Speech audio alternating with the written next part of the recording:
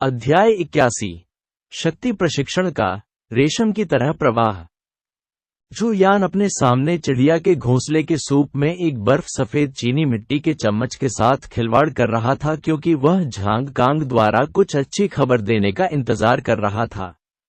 हालांकि इस समय ध्वनि संचारित करने वाला कोई तावीज अभी तक नहीं जलाया गया था। जैसे ही दोपहर का भोजन समाप्त हो रहा था, दरवाजे पर दस्तक हुई। अंदर आए, झू यान ने कहा। दरवाजा धीरे से खुला और झू यान का पुराना नौकर सम्मानपूर्वक उसके पास आया। ये बूढ़ा नौकर विसरा प्रशिक्षण चरण में था। वह झू यान के कान में फुसफुसाने के लिए झुका। जैसे ही झू यान ने सुना, उसका रंग अचानक बदल गया। पेंग। उसके हाथ में जो छोटा सा सोने का धागा जड़ा हुआ कटोरा था, वह उसने आधा तोड़ दिया था। क्या कहा आपने? लैन यूनियू डर के मारे उछल पड़ी, लेकिन पुराना नौकर इन प्रतिक्रियाओं का आदी था। बूढ़े नौकर ने आधा कदम पीछे हटते हुए एक बार फिर कहा, युवा मालिक, झांग कैंग को लिन मिंग ने 3 चालों में हरा दिया था। वह इतना गंभीर रूप से घायल हो गया था कि खून उगलने लगा था और अभी भी बेहोश है।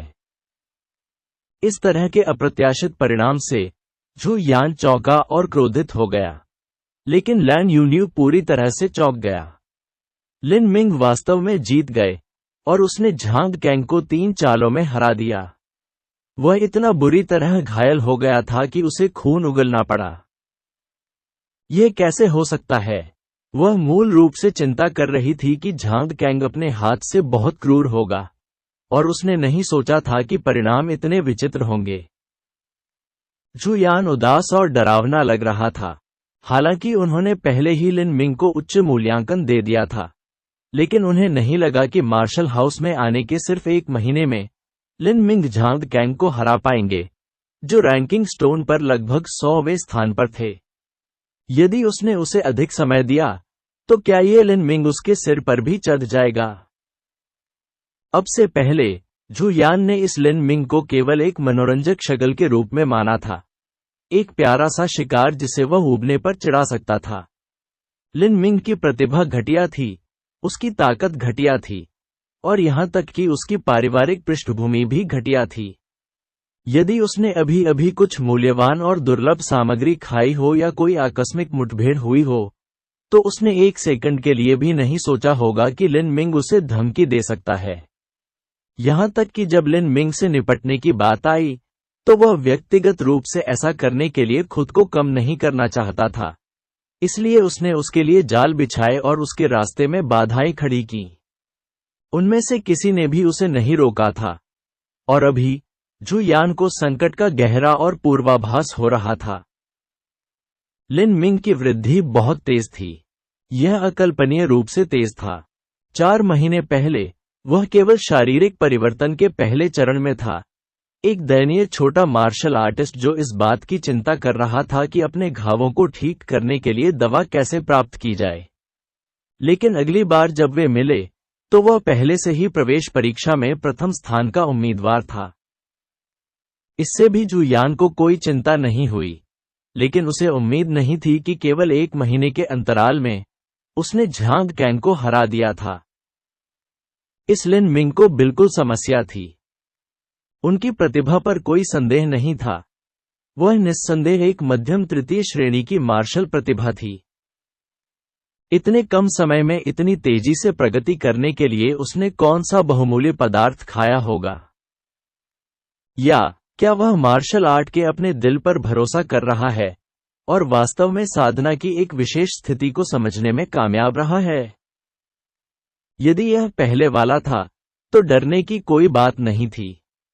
लेकिन अगर यह बाद की बात होती?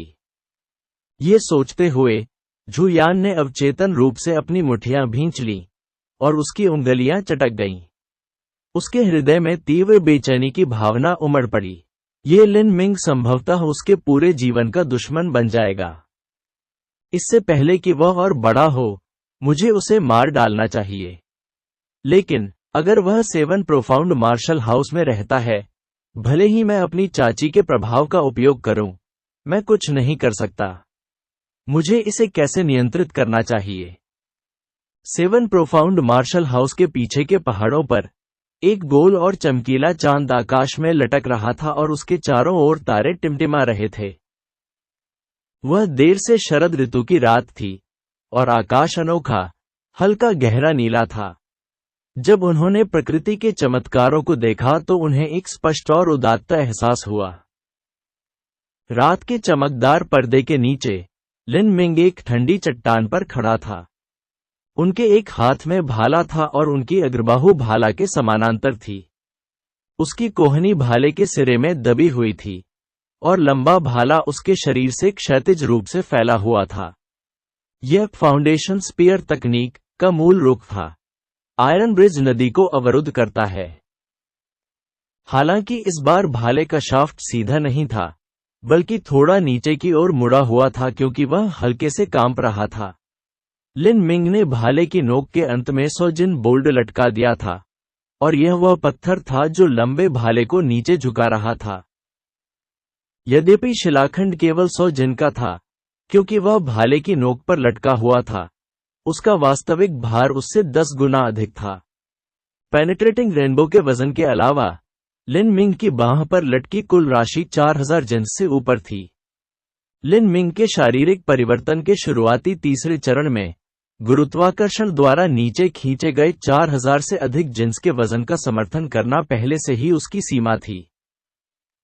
जैसे ही लिन मिंग ने अपने दाहिने हाथ में भाला पकड़ रखा था, उसका बायां हाथ एक सच्चे सार पत्थर को पकड़ रहा था। जैसे ही उसने इसके वास्तविक सार को अपने पूरे शरीर में प्रसारित किया, उसकी आंखें बंद हो गईं। ये शुद्ध सच्चा सार उसके शरीर में लगातार प्रवाहित होता रहा, जहां इसने लिन मिंग के परिसंचरण तंत्र को सूक्ष्मता से बदल दिया। मार्शल कलाकार आमतौर पर अपने वास्तविक सार के बजाय शरीर का विकास करते हैं। सच्चा सार जल था और शरीर एक जलाशय था। मार्शल आर्टिस्ट अपनी ताकत बढ़ाने के लिए लगातार अपने शरीर को तैयार करके अभ्यास करते रहते थे। तब उनकी वास्तविक सार क्षमता तेजी से बड़ी हो जाएगी। इसलिए कोई फर्क नहीं पड़ता कि कोई कैसे सच्चे सार का उपभोग करता है, भले ही वह आखिरी बूंद तक ही क्यों न हो। इसका खेती पर कोई प्रभाव नहीं पड़ेगा। जब तक वे 1 या 2 दिन तक साधना करते, उनका शरीर चरम स्थिति में आ जाता। हालांकि जहां तक शरीर की बात है, एक बार जब शरीर को क्षति पहुंचती है, तो यह भी संभावना होगी कि उनकी मार्शल आर्ट की खेती एक पूरे चरण को छोड़ देगी। यदि शक्ति प्रशिक्षण और मांस प्रशिक्षण चरण के मार्शल कलाकारों के शरीर छोटे पानी के पोखरों की तरह होते, तो विसरा प्रशिक्षण चरण एक तालाब के बराबर होता। मांसपेशियों को बदलना और हड्डी का निर्माण एक झील की तरह होगा, और उसके बाद नाड़ी संक्षेपण अवधि होगी, जहां मेरिडियन संघनित होंगे और वास्तविक सार परिसंचरण में तेजी आएगी, और शरीर उफनती नदियों और उग्र धाराओं की तरह होगा। यदि शरीर का सारा सच्चा सार एक साथ इकट्ठा हो जाए और एक ही समय में प्रवाहित हो जाए, तो यह एक विशाल महासागर में बदल जाएगा। ये हॉटियन और जियांटियन चरण होंगे।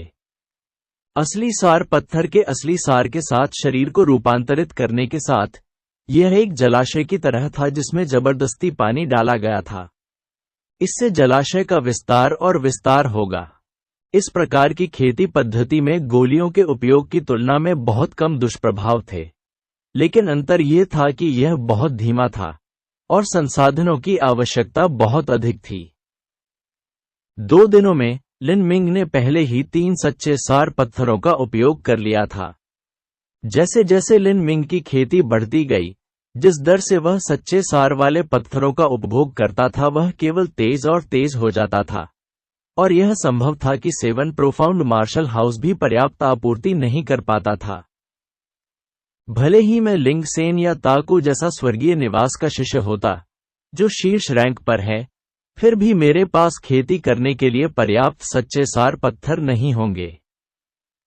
मार्शल हाउस के नियमों के अनुसार 7 प्रोफाउंड मार्शल हाउस के नए शिष्यों को प्रवेश परीक्षा के परिणामों के अनुसार सच्चे सार वाले पत्थर प्राप्त होंगे। बाद में ये रैंकिंग स्टोन पर किसी की रैंक पर निर्भर करेगा। यदि किसी की रैंक 150 से कम थी, तो वह हर महीने एक सच्चा सार पत्थर प्राप्त कर सकता था।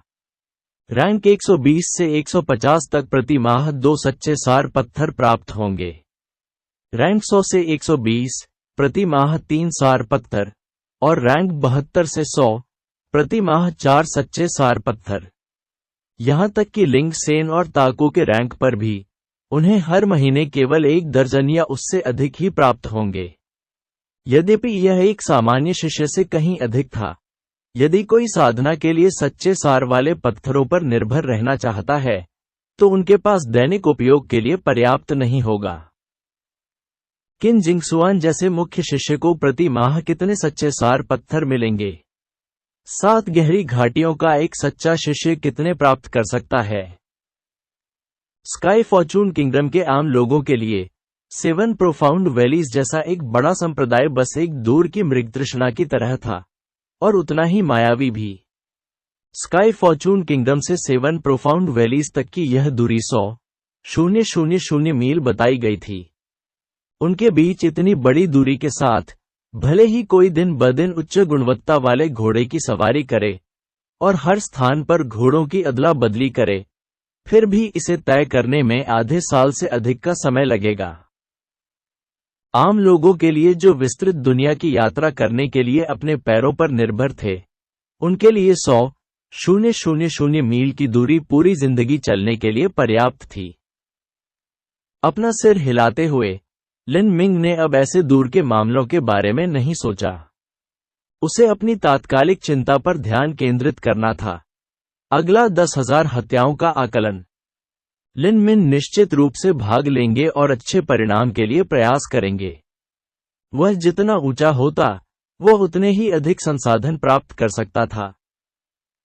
रैंकिंग युद्ध शुरू होने में केवल 3 दिन बचे थे।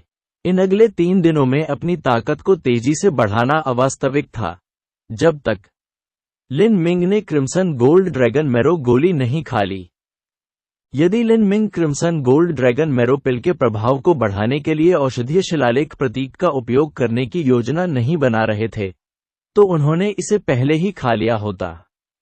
लेकिन यदि औषधीय शिलालेख चिन्ह लगा दिया जाए, तो क्रिम्सन गोल्ड ड्रैगन मैरो पिल की प्रभावकारिता कई गुना बढ़ जाएगी। लिन मिंग ने गोल्डन स्नैक स्कारलेट गोली ली थी और प्रभावकारिता पूरी तरह से अवशोषित नहीं हुई थी और अभी तक पूरी तरह से शुद्ध नहीं हुई थी। यदि इस दौरान उसने क्रिम्सन गोल्ड ड्रैगन मैरो गोली खा ली, तो इसका हल्का परिणाम ये होगा कि दवा की प्रभावशीलता बर्बाद हो जाएगी। इसका एक भारी परिणाम ये होगा कि उसने जो सच्चा सार परिष्कृत किया वह शुद्ध नहीं होगा, और इससे उसकी साधना की नींव अस्थिर हो जाएगी। केवल रैंकिंग मूल्यांकन के लिए इतना खतरनाक जोखिम उठाना उचित नहीं था। उनका इरादा बचे हुए कुछ दिनों का उपयोग स्ट्रेंथ ट्रेनिंग के रेशम की तरह प्रवाह के दायरे को मजबूत करने के लिए करना था। उन्होंने अपने भाले के कौशल का अभ्यास जारी रखा। जहां तक अपने शरीर को सच्चे सार के साथ संयमित करने की बात है, तो वह पहले 7 प्रमुख हत्या सरणी में अधिक समय प्राप्त करने के लिए जितनी ऊंची रैंकिंग तक पहुंच सके, पहुंचेगा, और फिर वह तय करेगा कि कैसे आगे बढ़ना है। टकराना। अंततः लिन इसे और अधिक देर तक नहीं रोक सका, और सोजिन बोल्डर जमीन पर गिर गया, जिससे टकराते ही धूल का बादल बन गया। लिन मिंग ने अपने बाएं हाथ से भाले को पकड़ लिया, जिसका लक्ष्य चट्टान पर था, और अपने भाले को आगे की ओर धकेल दिया। पेंग। धातु के पत्थर से टकराते ही जोरदार धमाका हुआ। एक अविश्वसनीय दृश्य घटित हुआ। लिन मिंग के भाले से न केवल शिलाखंड में छेद हो गया, बल्कि शिलाखंड भी टुकड़ों में बिखर गया, मानो पत्थर के केंद्र में विस्फोटक बारूद विस्फोट कर दिया गया हो। पत्थर छोटे छोटे टुकड़ों में टूटकर चारों ओर बिखर गया। अध्याय 82। दूर दूर तक शक्तियां। सभी बिखरे हुए पत्थरों को देखकर लिन मिंग ने हल्की सांस छोड़ी। कैओटिक वर्चुअस कॉम्बैट मेरिडियंस में दर्ज रेशम की तरह प्रवाह body tearing bone shattering fist की तुलना में कहीं अधिक गहरा और उन्नत स्तर पर था। शरीर फाड़ हड्डी चकनाचूर मुट्ठी की उच्चतम सीमा रेशम की तरह बहने की दहलीज को ही छू सकी। यदि उन्होंने स्ट्रेंथ ट्रेनिंग के रेशम की तरह प्रवाह में बड़ी सफलता हासिल की, तो उस भाले के जोर से बोल्डर बारीक पाउडर में फट जाता और हवा के झोंके से ही हवा में बिखर जाता। इस बिंदु पर लिन मिंग झांग कैंग के पतले कृपाण को रोकने के लिए अपने खाली हाथ का उपयोग करने में सक्षम था और झांग कैंग के असली सार को तितर बितर करने के लिए अपने स्वयं के वास्तविक सार का उपयोग करने में सक्षम था। यदि उनका फ्लो लाइक सिल्क एक कदम आगे जाने में सक्षम था, तो लिन मिंग मार्शल कौशल को अवरुद्ध करने के लिए अपने खाली हाथ का उपयोग करने में भी सक्षम हो सकते थे। उसका कंपन सच्चे सार के संग्रह को झकझोर देगा और वह सब बिखेर देगा जो मार्शल कौशल में संघनित हो गया था, उस शिलाखंड की तरह। यदि सच्चा सार बिखर गया तो कोई मार्शल कौशल नहीं होगा। इससे कोई फर्क नहीं पड़ता कि किसी प्रतिद्वंद्वी के पास कितना अप्रत्याशित मार्शल कौशल है या कितना भव्य और शानदार है, जब तक कि उनकी खेती लिन मिंग से बहुत दूर नहीं है, तब तक वह इसे एक ही चाल से चकनाचूर करने में सक्षम होगा। ऐसा कहा जा सकता है कि यह एक ऐसी चाल है जो हजारों विविधताओं को पार कर सकती है। इस स्ट्रेंथ ट्रेनिंग का फ्लो लाइक सिल्क बिल्कुल स्वर्ग को मात देने वाला है। लिन मिंग ने भावना से आह भरी। जितनी लंबी और दूर तक उन्होंने खेती की, उन्हें अधिक से अधिक पता चला कि अराजक गुणों का मुकाबला मेरिडियन वास्तव में कितना भयानक रूप से शक्तिशाली था। वह केवल ट्रू प्राइमल कैओस फॉर्मूला की परफेक्ट पहली परत तक ही पहुंच पाया था और फ्लो लाइक सिल्क और ऐसे अन्य शुरुआती कौशल के शुरुआती चरण तक पहुंच गया था। यदि वह भविष्य में इन्हें बड़ी सफलता के चरण तक विकसित करने में कामयाब रहा और भी अधिक सरल और अद्भुत कौशल सीख गया, तो यह नहीं कहा जा सकता कि वह कितना मजबूत बन जाएगा। उस बुजुर्ग की यादों में उन्हें याद आया कि एक बार जब वह अराजक गुणों का मुकाबला मेरिडियन के बड़े सफलता चरण में पहुंच गए, तो वह अपने शरीर में दाव पैलेस के 8 आंतरिक छिपे हुए द्वार और 9 सितारे खोलने में सक्षम होंगे। एक बार ऐसा होने पर उसकी जीवन शक्ति दुनिया से गुजरने वाले इंद्रधनुष की तरह होगी। हर गर्जना गड़गड़ाहट को जन्म देने जैसी होगी और हर मुट्ठी चंद्रमाओं को नष्ट करने और सितारों को डुबाने के लिए पर्याप्त होगी।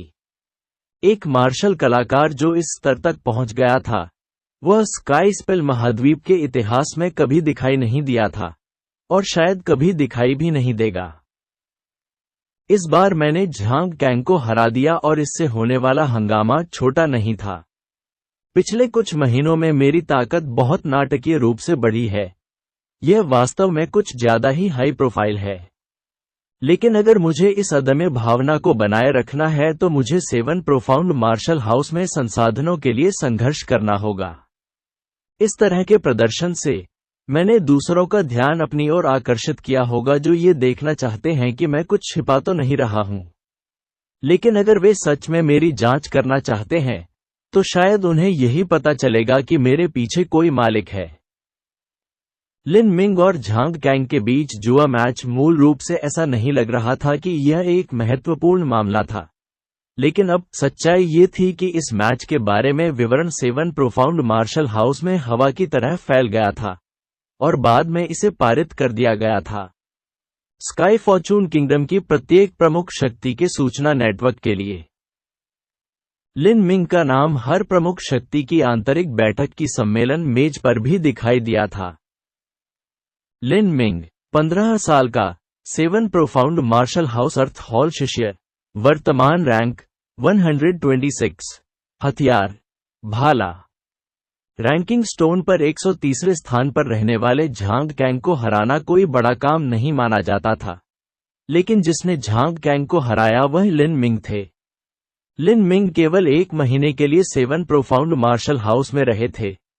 ये सचमुच चौंका देने वाला कारण था। ये 7 प्रोफाउंड मार्शल हाउस के किसी भी पुराने शिष्य की तुलना में और भी अधिक भयानक विकास गति थी।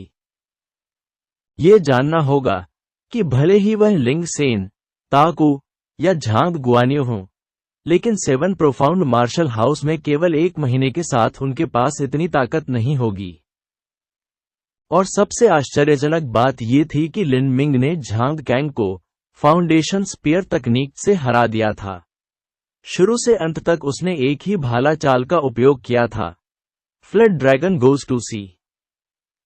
यद्यपि इस कदम फ्लड ड्रैगन गोज़ टू सी का नाम शानदार और प्रभावशाली था, वास्तविकता ये थी कि यह केवल एक सीधा प्रयास था। कई लाख सैनिकों की एक सेना में, जो एक साथ भाला फेंकते थे, वे एक साथ चिल्लाते थे, और उनसे निकलने वाली प्रभावशाली आभा एक बाढ़ ड्रैगन की तरह होगी जो समुद्र से बाहर निकल रही थी।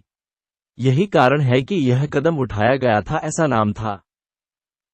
हालांकि वह अदम्य आभा एक साथ भाला चलाने वाले कई लाख सैनिकों की सेना की थी। किसी एक व्यक्ति के लिए इस तरह की भव्यता का प्रदर्शन करना अनसुना था कि उनका भाला वहां होगा जहां बाढ़ ड्रैगन समुद्र में जाता है, लेकिन लिन मिंग ने वास्तव में इस स्थिति को हासिल कर लिया था। प्रतियोगिता को कई विशेषज्ञों ने देखा। एक शौकिया मनोरंजन का आनंद लेने जाएगा, लेकिन एक विशेषज्ञ सच्चाई का निरीक्षण करने जाएगा। ताको ने व्यक्तिगत रूप से लिन मिंग के भाला प्रहार की क्षमता की पुष्टि की थी। ताको शीर्ष स्तरीय प्रतिभा थी जो वर्षों तक रैंकिंग स्टोन पर दूसरे स्थान पर रही थी, इसलिए उसके शब्दों का एक निश्चित महत्व था। लेकिन ताको ने यह उल्लेख नहीं किया था कि उस भाले के प्रहार से पहले लिन मिंग ने अपनी हथेली और मुट्ठी का भी इस्तेमाल किया था, जिसमें एक मायावी बल था। यहां तक कि लिंग सेन, जिसकी ताको बहुत प्रशंसा करता था, भी इसका मतलब पूरी तरह समझ नहीं पाया।